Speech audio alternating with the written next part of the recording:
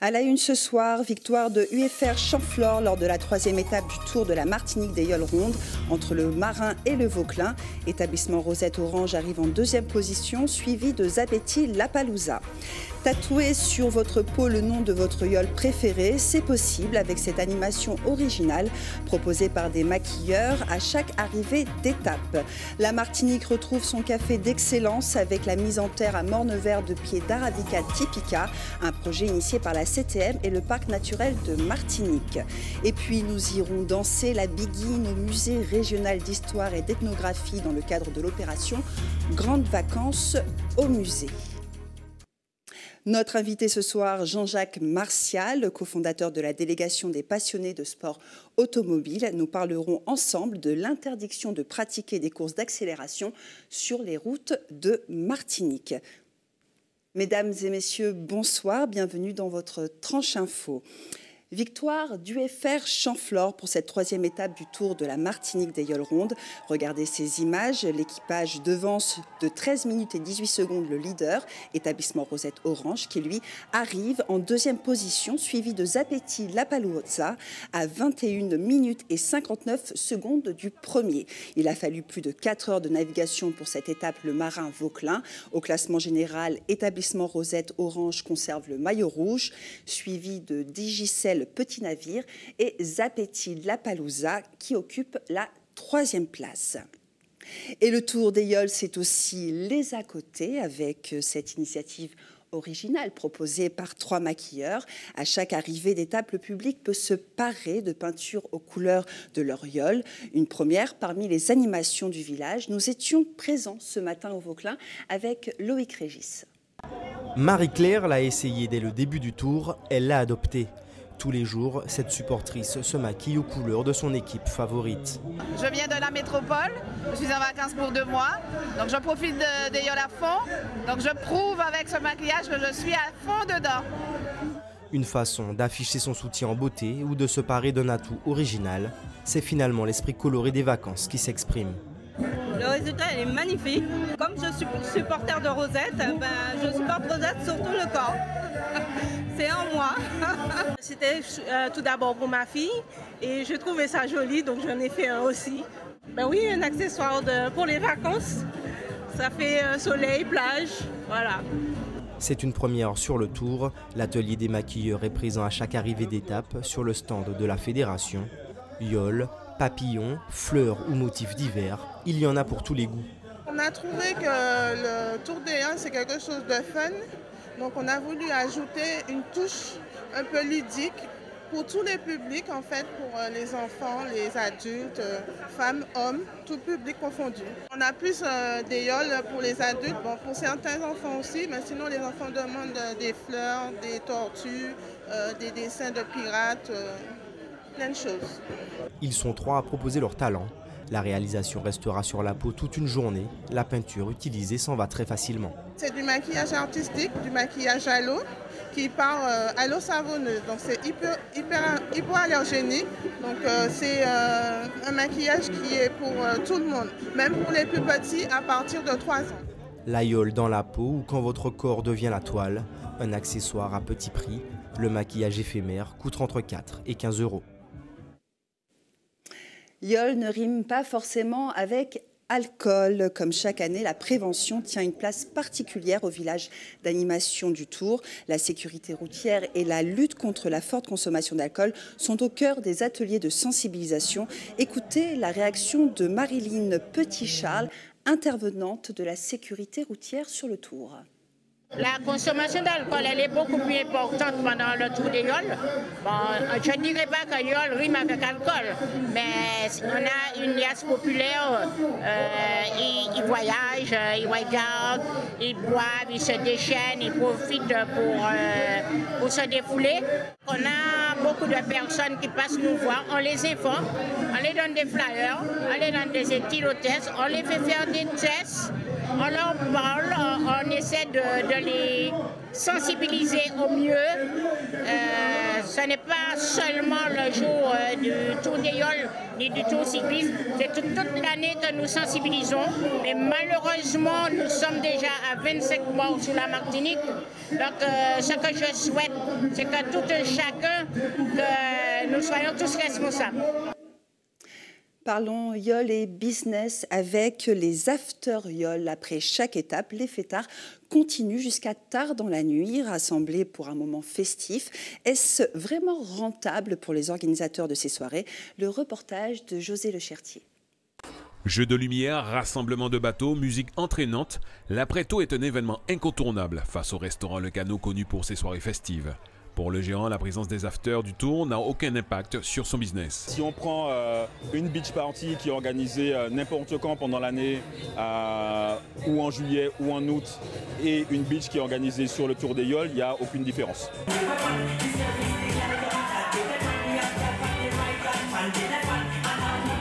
Si l'impact financier du Tour n'influe pas directement sur le chiffre d'affaires de ce restaurant, il reste tout de même un lieu plébiscité de tous les amoureux de la fête. À cette période du Tour, ces soirées fleurissent dans le sillage des étapes, mais difficile de savoir les retombées financières des afters, les organisateurs préférant la discrétion. Nous refermons cette page consacrée au Tour des Yoles. Retrouvez à 20h nos experts Hubert Bornil et Jean-Claude Asselin de Beauville dans le MAG du Tour des Yoles pour une analyse complète de cette troisième étape. Et espérons que la météo ne perturbe pas le Tour. Météo France vient de placer le territoire en vigilance jaune pour fortes pluies et orages. Au cours des prochaines heures, les passages pluvieux seront plus durables et d'une intensité soutenue. Retrouvez après votre journal le bulletin météo complet présenté par Ruth Fortuna. En bref, l'inquiétude grandit chez les parents qui ont confié leurs enfants à l'association JKLE.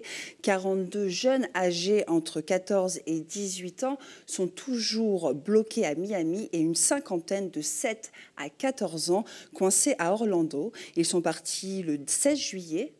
Dans le cadre d'un séjour organisé aux États-Unis. Le retour était prévu dimanche dernier. Selon nos dernières informations, l'ambassade de France aurait pris l'affaire en main. Cette situation serait due à un souci avec la compagnie aérienne américaine Eastern Airlines qui avait affrété spécialement un avion pour les deux groupes. Les enfants sont en bonne santé et leur retour en Martinique est prévu demain jeudi. On poursuit avec l'actualité sociale. Depuis 5 heures ce matin, 6 salariés de la Société martiniquaise de transport de voyageurs ont cessé de travailler. Ils dénoncent le retard de paiement de leur salaire. Conséquence, aucun bus de la CMTV n'a circulé aujourd'hui sur le secteur de Saint-Joseph. Voyez ces réactions recueillies par Johan Boulard. On a fait, comme je vous ai dit, un arrêt de service concernant le salaire parce qu'il n'a pas respecté la date de paie. C'est plus pour ça qu'on a arrêté de travailler. Parce qu'il y en a de ceux ils ont des crédits. Il y en a de ceux, par exemple, le 2 ou le 3, ils ont des crédits, ils ne savent pas comment faire. Et voilà. Dans l'année, ça fait la 3e fois qu'ils ne respectent pas le protocole. En disant que le protocole, c'était juste pour les sous-traitants et non les co-traitants. Or, la signature de l'employeur est sous le protocole. Je suis la démarche, mais je dis qu'aujourd'hui, nous sommes le 2. Peut-être que le salaire a été déjà viré, peut-être que le 2 mai, ce sera sur notre pays. C'est pourquoi je vais travailler. Je ne vais pas pénaliser les clients pour ça. Une journée, c'est rien quoi. Je vais travailler, voilà. C'est mon but, c'est tout. Je suis déjà là, je ne vais pas repartir chez moi, ça sert à quoi? Ça sert à rien. Je ne suis pas déplacé pour rien. Tu vois? Sinon, j'aurais prévu autre chose. Je tiens à signaler que j'ai ici devant moi un document de la banque qui a reçu le bordereau de versement pour les virements de salaire le 26 juillet et qui m'a répondu que le nécessaire serait fait. Alors je veux simplement signaler qu'il s'appuie sur un protocole d'accord qui ne nous est pas applicable. C'est l'article 6 du protocole d'accord qui concerne exclusivement les entreprises sous-traitantes de l'entreprise CFTU. Au moment où je vous parle, je n'ai ni reçu d'interpellation des salariés, du délégué syndical, du délégué de l'entreprise sur ce point-là. Valorisation de notre savoir-faire agricole à présent avec la mise en terre des premiers plants de café. Elle s'est déroulée ce matin au Morne-Vert. L'idée est de cultiver la variété haut de gamme Arabica typica, un projet mené par le Parc naturel de Martinique et la CTM. Voyez le reportage de Johan Boulard. Voici l'Arabica typica. Ce matin, les plants sont mis en terre par les agriculteurs sélectionnés. Frédéric en fait partie. Comme toute plante, ce à quoi il faut faire attention, c'est qu'on ne dépasse pas le collet. Donc le collet étant les 2 premières feuilles de la plante, il faut que ça soit à ras du sol. Voilà, les 2 premiers plantes sont... Après la découverte de 3 pieds mères, issus de 5000 échantillons traités par le Centre de coopération internationale en recherche agronomique pour le développement et la phase de multiplication, les plants sont aujourd'hui transposés sur un des 3 sites retenus en fonction de critères bien précis, comme l'altitude ou la température, Morne-Vert, Font-Verrier et Font-Saint-Denis. Une culture nouvelle pour ces exploitants agricoles, pas peu fiers d'être les premiers à intégrer le projet. Ça a un cachet pour nous, d'autant plus que nous savons que les plants qui ont permis la reproduction en nombre de ce café ont été trouvés sur Morne-Vert et sur Font-Saint-Denis. Donc pour nous, c'est un patrimoine. Si cette culture ne portera ses fruits que dans 3 ans, car c'est le temps nécessaire au développement des caféiers, cela n'entache en rien la motivation de ces amoureux de la terre. Nous sommes très volontaires parce que nous sommes conscients que c'est un projet qui peut être positif pour le pays, mais aussi pour la commune du Morne-Vert. Cette qualité de café nous permettra d'avoir un revenu acceptable, sinon un peu plus. Là, nous sommes en train de mettre la distance entre les plants. René Jean participe également au projet. Lui et les 19 autres propriétaires de terrain se sont regroupés en association, mais pas seulement. Ils pensent déjà à l'avenir. Nous avons une association, mais avec l'association, nous avons créé une société à côté. C'est pour pouvoir, c'est pour la commercialisation, en fait. Pour qu'on puisse avoir, mettre tous les trucs en commun, quoi. L'agriculture, je dis non les parcelles d'art, la prochaine fois non les parcelles maintenant, tu vois. Pour la vente poteau. 3 hectares sont concernés pour ce qui est de cette première parcelle. Les plants sont gracieusement fournis par la CTM via le Parc naturel de Martinique. Dans notre projet de diversification agricole, il y a la place pour d'autres cultures comme le café. Et nous avons choisi le café d'excellence au regard de ce café de légende qui existait depuis 1721 mais qui a disparu et que nous allons accompagner. Un accompagnement à la fois technique et scientifique et des agriculteurs par les techniciens du parc naturel. Viendra ensuite la commercialisation. Les Japonais se sont d'ores et déjà positionnés sur ce café d'excellence. Ils devraient payer le kilo de café 50 €, alors que le coût d'un kilo de café de base est de 3 €. Le lancement de notre café d'excellence se fera en principe lors des Jeux de Tokyo en 2020. Restez avec nous à suivre. Le combat de Grand B se durcit en Guadeloupe. Le collectif des riverains campe sur ses positions et n'admet aucune expulsion. Coup de gueule de l'UTG Santé contre quelques médecins de l'hôpital de Cayenne. Le syndicat dénonce leur manque de solidarité à la grève menée en juin dernier. Et puis votre JT des communes ce soir rencontre avec les équipes de l'association Atama, dont l'objectif est l'intégration dans notre société des personnes en situation de handicap. Mais avant, en Guadeloupe, le combat des Grands Béziens continue après la mobilisation de jeudi dernier qui s'est soldée par le blocage de la Nationale 4 et à des incidents avec les forces de l'ordre. Le collectif Grand B en mouvement a tenu ce matin une conférence de presse. Le message est clair, pas question d'accepter la moindre expulsion. Patrick Uri, Moïse Dexter et Nathalie Dinan. Non à l'expulsion, ce slogan imprimé sur les t-shirts du collectif Guadeloupe en mouvement reflète la détermination des Grands Béziens. Nous n'avons pas confiance encore dans ni l'État ni la municipalité. Très clairement, après que nous dit nous qu'on a répété ça encore, que nous sommes des chiens, qu'on est là, nous sommes des délinquants en cagoulé.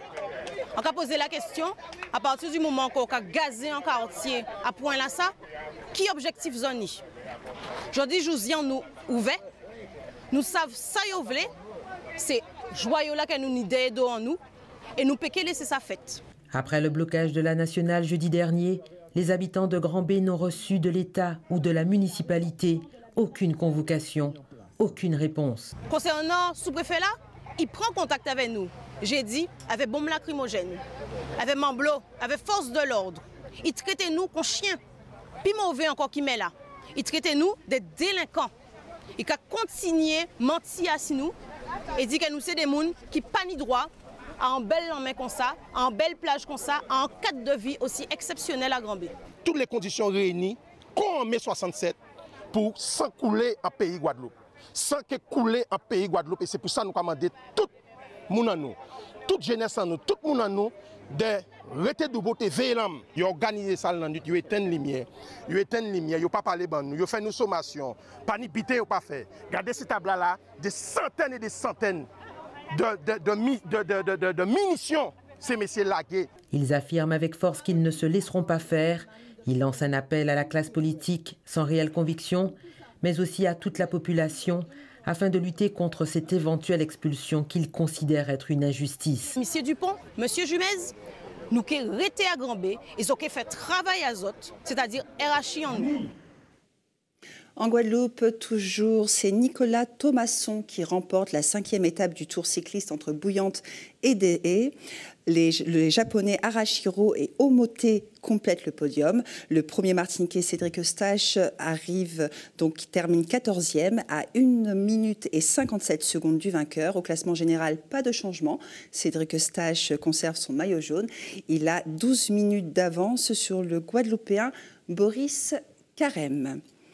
Partons en Guyane à présent avec ce coup de gueule de l'UTG Santé contre les médecins du pôle femmes-enfants de l'hôpital de Cayenne. Le 28 juin dernier, 9 médecins sur 11 se seraient mis en arrêt maladie. Conséquence, l'évacuation sanitaire de plusieurs femmes enceintes et grands prématurés vers les Antilles. Le syndicat dénonce le manque de solidarité de ces médecins. Reportage de Jade Létard-Metton et Jonathan Lariot. Un nouveau vent d'exaspération souffle sur l'hôpital de Cayenne et plus précisément sur le pôle femmes-enfants. À la fin du mois de juin, 9 médecins sur 11 se seraient déclarés en arrêt maladie. Patients et nouveau-nés auraient ainsi été livrés à eux-mêmes le temps d'une journée. Une situation que déplore le syndicat UTG Santé du centre hospitalier de Cayenne. Ils sont arrivés, ils se sont tous mis en arrêt un jour, les 9 médecins, et à un moment dans le service, une infirmière nous a dit qu'elle a dû faire appel à un médecin de garde parce que personne n'était dans le service.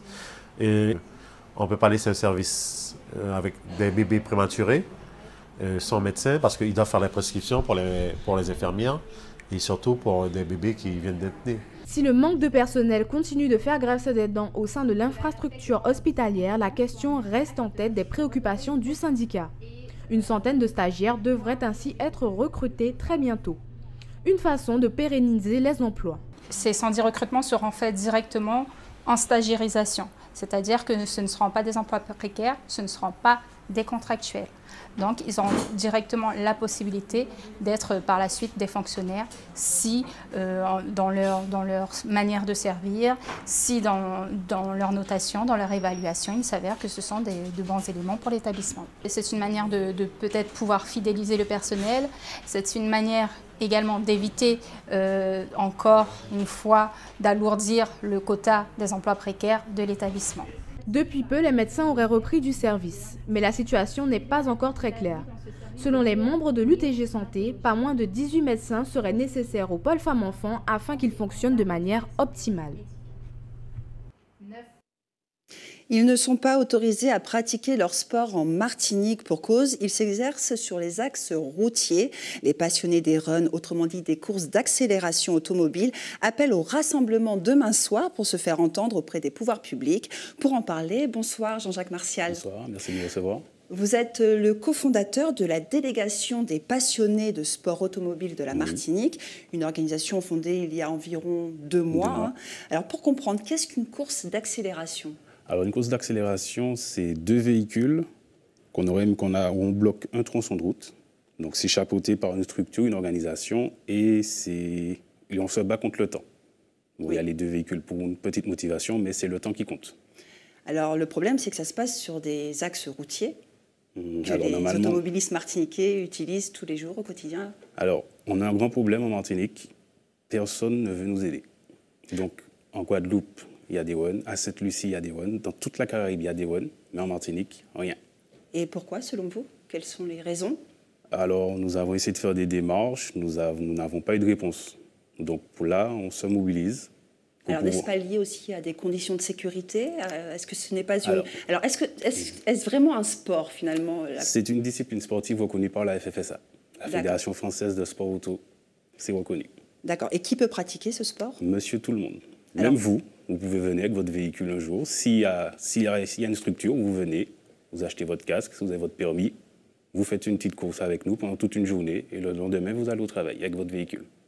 Alors, alors vous allez vous rassembler demain soir sur le parking du stade de Dillon. Quel message souhaiteriez-vous effectivement véhiculer et à qui s'adresse ce message? Alors, ce qu'on veut véhiculer, c'est que nous sommes capables de nous mobiliser, que nous sommes structurés, qu'il y a une demande pour les courses d'accélération en Martinique et qu'il y a une forte, même une très forte demande, mais qu'on n'a pas moyen de s'exprimer et on s'adresse aux autorités, aux préfets et à tous les élus afin de trouver une solution.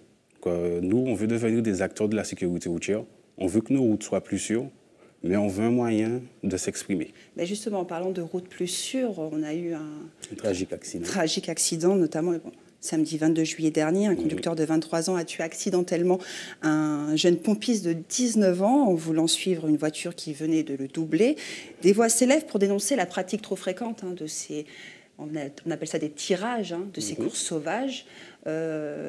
Courses d'accélération, tirage, n'est-ce pas un peu la même chose? Malheureusement, il y a un amalgame. Et dès qu'il y a un accident dû à la vitesse en Martinique, on l'associe au tirage. Alors que si vous regardez bien, si vous faites des enquêtes, le nombre de morts dus à un tirage sauvage, il est quasi inexistant. Comparativement aux accidents dus simplement à la vitesse. Donc là, il ne s'agissait pas du tout d'un tirage. Il ne s'agit pas de tirage. On va dire là, c'est le comportement des conducteurs martiniquais qu'il faut remettre en question. Mais justement, vous n'avez pas, en tant que responsable d'une association sur les sports automobiles, une responsabilité de prévention, d'éducation à la prévention routière et à expliquer votre sport, parce que finalement, il est méconnu. Exactement. Donc en fait, c'est pour ça que demain, on veut se rassembler, déjà montrer qu'il y a une demande, commencer à organiser, à mettre une structure pour pouvoir être reconnu et ensuite commencer, comme vous dites, à faire des préventions pour les jeunes, montrer que la vitesse, ça ne se fait pas sur la route. Il y a des structures qui peuvent être mises en place. Il y a un championnat qu'on veut mettre en place. Venez vous exprimer là. Ne le faites pas sur la route. Alors, il y a aussi cette problématique de l'addiction à la vitesse. Ce serait aussi un vrai problème en Martinique. Qu'en pensez-vous? Est-ce que vous pensez qu'il y a une addiction réelle à la vitesse? Et est-ce que, finalement, votre sport pourrait aider à, on va dire, aider ces accros de la vitesse? C'est le but de cette manifestation. Carrément, vous venez avec votre véhicule, vous y allez à fond. Il n'y a pas de restriction, il n'y a pas de limite de vitesse. Vous vous défoulez, vous vous amusez toute une journée. Et dernière question, quand souhaiteriez-vous que ces courses d'accélération commencent, si un jour les autorités l'autorisent? Je vais dire hier, mais on peut mettre en place, avant la fin de l'année, une course d'accélération. Où ça? Il y a plusieurs lieux sur lesquels nous travaillons, dont les Coteaux à Sainte-Luce. Mais avant tout ça, il faudrait d'abord qu'on aille voir les riverains, les chefs d'entreprise, parce qu'il faut d'abord avoir leur autorisation à eux. Merci Jean-Jacques Martial. Je rappelle, vous serez demain soir à partir de 20h avec l'ensemble de la délégation des passionnés de sport automobile de la Martinique sur le parking du stade de Dillon pour effectivement parler, pour faire entendre votre voix sur les courses d'accélération en Martinique. Merci beaucoup.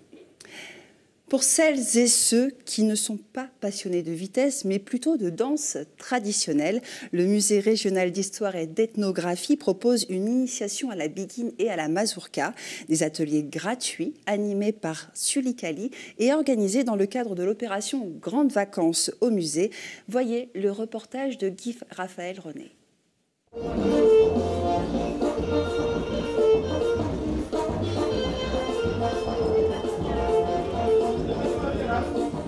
Approfondir leurs connaissances pour mieux maîtriser les pas et les gestes de la Biguine dansée, c'est l'objectif de tous ces passionnés qui ont répondu présent lors de cette animation gratuite offerte par le musée. La Biguine, je sais la danser, mais cependant, j'avais encore envie d'apprendre un petit peu plus avec M. Sully, bien sûr, qui est ma pupille, un homme extraordinaire de la danse traditionnelle.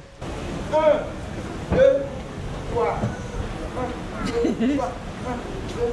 Vous avez appris des choses que vous ne saviez pas? Oui, les pas, précisément. Mais à vouloir les appliquer, c'est vrai que c'est un peu plus robotique qu'autre chose. Mais c'est vrai que c'est bien, c'est bien. C'est un petit atelier qui est très enrichissant. Fin connaisseur de la musique traditionnelle, Sully Kali a choisi d'aller plus loin que les pas de danse. Selon lui, l'attitude du danseur est un des aspects essentiels qu'il ne faut pas négliger. Dans une salle de bal, il y a une manière d'être pour aller demander à une dame à danser, comment pour tenir la dame, comment on tient la dame dans notre danse. Quand on est dit d'Adam et Ève, on vient demander à la personne à danser, il y a une manière d'être, il y a une manière, il y a une politesse à avoir pour savoir qu'est-ce qu'on va faire, comment on demande à la dame à danser. Donc ce sont des gestes qui existent qu'on a un peu oubliés. La Biguine, une musique qui a connu ses beaux jours au temps de Saint-Pierre avant l'éruption de 1902 et qui depuis aurait des difficultés à évoluer selon Sully Kali. La musique en elle-même, c'est la musique du bas-fond, c'est la musique qui était jouée dans les tout féeriens et qui s'est modernisée. Tout ça. Malheureusement pour la Biguine a été sauvée grâce aux musiciens qui étaient partis en France, en Europe, qui ont fait l'Afrique partout. Mais ici, la musique qu'on appelle Biguine a été reléguée au folklore et c'est resté, et personne n'a vraiment travaillé la Biguine pour faire évoluer la Biguine. Plus tard dans la journée, c'est la mazurka qui a été abordée avec les participants.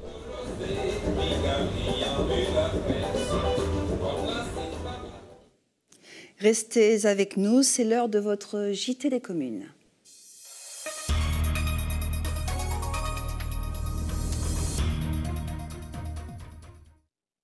Direction Fort-de-France dans le quartier Renéville, l'association Atama propose tout au long de l'année des ateliers d'insertion sociale et professionnelle en direction des personnes en situation de handicap. Hubert Bornil et Anaïs Gall ont rencontré en mars dernier l'équipe et les usagers. Regardez. C'est juste avant l'heure du déjeuner, une immersion dans une classe un peu spéciale. Il faut dire qu'ici, le public que l'on accueille, ce sont des personnes qui connaissent certaines difficultés. Alors, tout l'enjeu, c'est de les amener à trouver une sorte d'intégration dans la société. Je suis à Atama, disent fièrement la plupart de ces jeunes pour désigner la structure qui les accueille à longueur d'année. L'association des travailleurs handicapés de Martinique affiliée au groupe national. Ici à Renéville, non loin de l'école primaire, ces jeunes souffrant de différents troubles participent dans une bonne ambiance à des ateliers d'intégration sociale comme il convient de le souligner. J'apprends à écrire, à lire. La langue des signes. Tu as appris la langue des signes? Ah ouais, comment on dit bonjour? Montre-moi. Intégration sociale, certes, mais cela passe par l'alphabétisation, l'apprentissage de la langue des signes. Les jeunes sont aussi formés à des activités liées au domaine des services à la personne. Et après, on fait passer dans le trou qui est en face. Ils sont agréables à vivre, très agréables à vivre par rapport à leur... Ils ne sont pas agressifs, voilà, ils sont à l'écoute et ils ont vraiment envie d'apprendre. Ils sont avec nous depuis quelques années. Et ils avancent, ils progressent, les parents sont contents. Donc on a fait pour chacun un PAI, le numéro 1, après nous sommes passés au deuxième PAI, pour vraiment trouver quelque chose qui va coller vraiment à la personnalité. En tout, 2 classes, soit environ une trentaine de jeunes, et au niveau de l'encadrement, des moniteurs de l'association, des bénévoles ou des personnes participant au service civique. Which color is it? Là, ils sont sur un tri de couleurs. En même temps, ils travaillent donc la motricité fine. Et en plus, on essaie d'intégrer la langue anglaise. Donc, quelle couleur is it en anglais? Which color is it? Ils doivent me répondre. Atama fonctionne comme un ESAT tout en ne l'étant pas. Avant tout, cette association créée en 2005 se fait un réel devoir de permettre à la personne en situation de handicap de vivre pleinement sa citoyenneté comme l'entend la loi portant sur l'égalité des droits et des chances.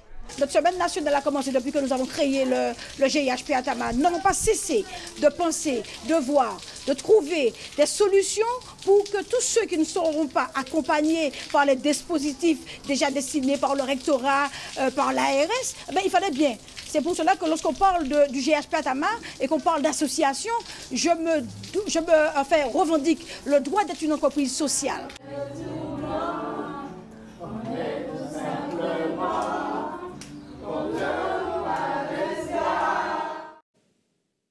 Information pratique à présent, des travaux d'électrification sont prévus demain au Gros Morne. Conséquence, la distribution du courant électrique sera interrompue de 9h à 13h dans les quartiers Poirier, Barre d'Angleberne, Poix, Chemin Oasis Saint-Prix et Bassignac. Toujours en information pratique, en raison de travaux à la station de pompage de la Manzo, la distribution d'eau d'irrigation risque d'être perturbée. Depuis le 1er août, un dispositif de tour d'eau a été mis en place pour les abonnés du périmètre irrigué du Sud-Est. Le réseau sera donc alimenté en eau un jour sur deux, par secteur et par tranche de 24 heures, de 18h à 18h. Deux secteurs ont été définis, secteur sud, Sainte-Anne, Le Marin et le Vauclin, secteur nord, le François, le Robert, Saint-Esprit et Ducos. Un œil comme chaque jour sur le planning de l'EFS. Demain, le camion de l'établissement français du sang sera stationné de 9h à 14h sur le parking du centre commercial Place d'Armes au Lamentin. Vous pouvez aussi vous rendre à la maison du don à l'hôpital Pierre-Zobda-Kidman de 9h à 16h. C'est la fin de votre édition. Merci de l'avoir suivi. Avant de se quitter, je vous rappelle les principaux titres développés dans ce journal. Victoire de UFR Champfleur lors de cette 3e étape du Tour des Yoles entre le Marin et le Vauclin. Établissement Rosette Orange arrive en 2e position, suivi de Zapetti La Palouza. Tatouer sur votre peau le nom de votre yole préféré, c'est possible avec cette animation originale proposée par des maquilleurs à chaque arrivée d'étape. La Martinique retrouve son café d'excellence avec la mise en terre à Mornevert de pieds d'Arabica typica, un projet initié par la CTM et le parc naturel de Martinique. Et nous avons dansé la bikine au musée régional d'histoire et d'ethnographie dans le cadre de l'opération Grandes vacances au musée. À suivre sur ATV, Destin d'Outre-mer présenté par Alexandra Élysée. À 20h, le MAG des Yoles. À partir de 20h15, votre film Coup de foudre à Notting Hill. Et suivi à 22h20, De la mort dans la peau. On se retrouve demain soir sur ATV. Bonne soirée à vous.